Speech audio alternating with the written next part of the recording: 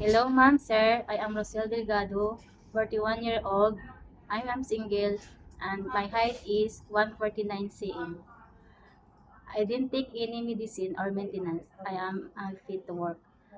My work experience is I've been 14 years in Singapore. My daily duties are housekeeping, washing clothing, car washing, taking care of two dog, and sometimes I take alok kokong at apo. And sometimes I taking care also their two kids.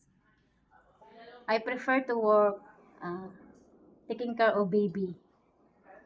Taking care of baby, I can sing a song for your baby mom.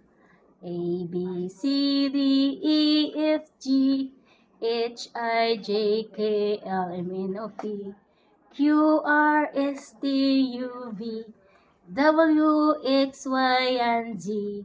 Now I know my ABC. You can now sing with me. And I prefer also to cooking, ma'am. And I love to cook bakote soup, uh, adobo, and